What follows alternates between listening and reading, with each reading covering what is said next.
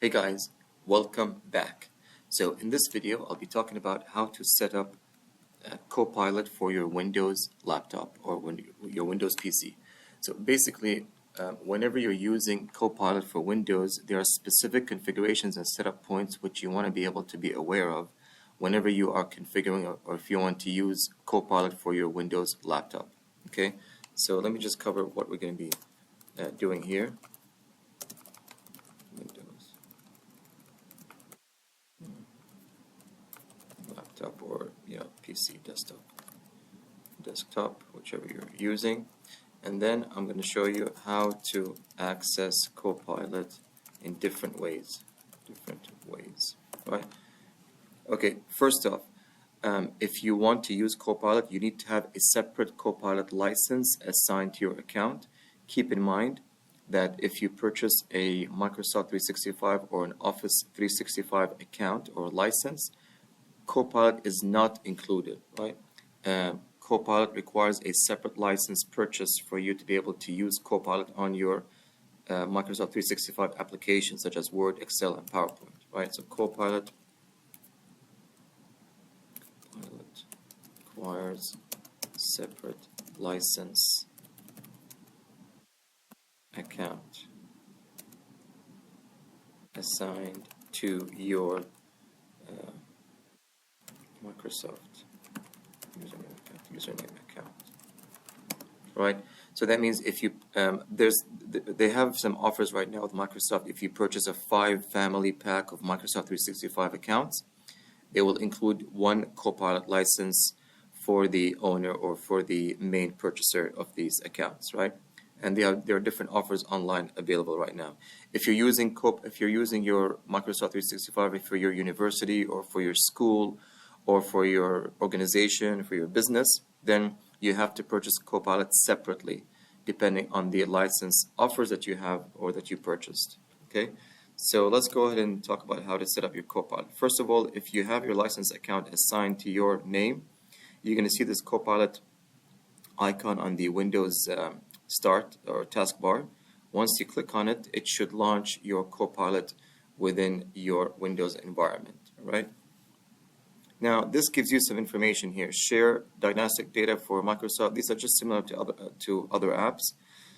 Start Copilot on login to keep it handy if you want. I don't want to do that. I want to launch it whenever I want to. Open Copilot using the Alt spacebar, just adding a key. If you just click on the Alt spacebar, it will automatically launch the Copilot on your Windows. Okay, so that I'm going to keep that as on. Okay, then I'll hit continue. This is my initial Copilot. Now notice here I'm not signed in yet, right? So if I sign in, it's going to sign me in with my corporate account. I have a corporate account Copilot assigned to my corporate domain account. So once I click sign in, it will allow me to sign. Now before you signing in, you have some information here. Okay, you want to be able to understand what are the different setups, configuration which you want to be able to do. Alright, so once you click on the sign in, you're going to see these settings here on the bottom left. Click on settings and that will open up your settings window for your Copilot. Okay, now auto start on login, this is simple. Pin Copilot to start menu, which is right here. File search. Allow Copilot to access local files to be able to retrieve files for you. Change with files can be seen within the Windows settings. Now this is an important point here, right here. Why is this? When you do a normal search for your files on your Windows Start menu and you're searching for any application or file, typically Windows will use the file name. So for example, if you're searching for let's say a file name called for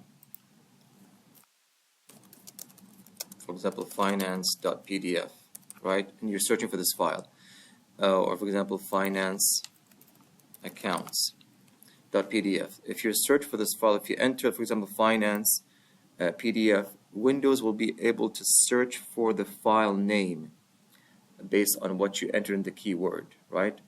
If you put finance, it will search any file name which begins or has the word finance in the file name that you're searching for.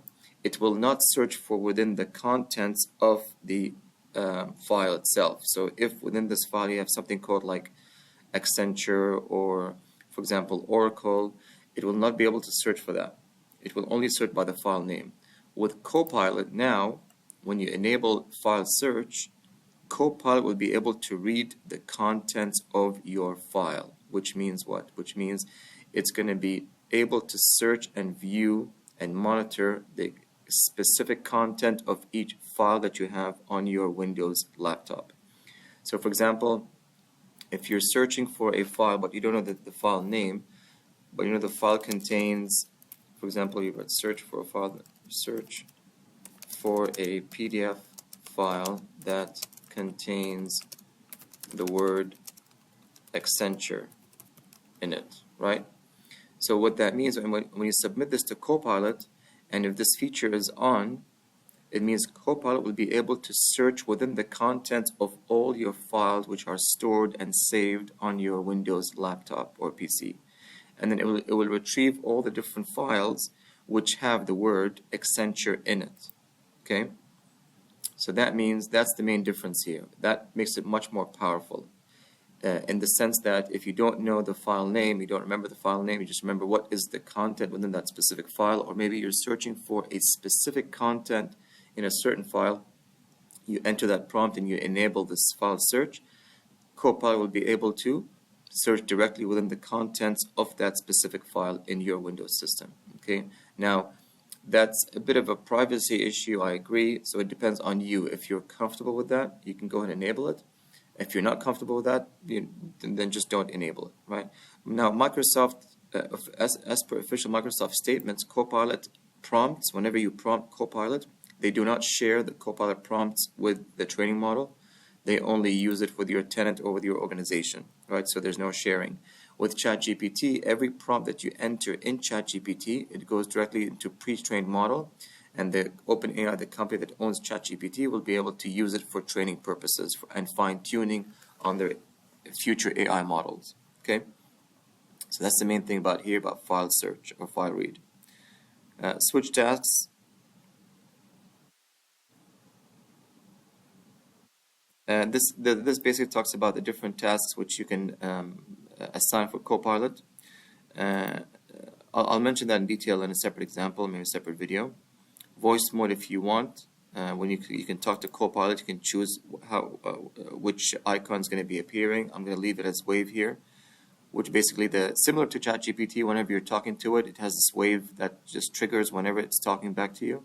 It's the same concept here, and that's just the keyboard to open Copilot, and then the notification recommendations. Okay.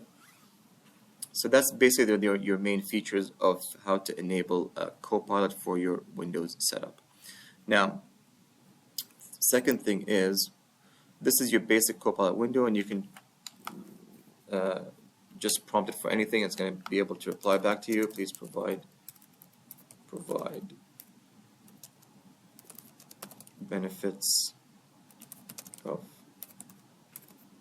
cloud computing for banking and finance,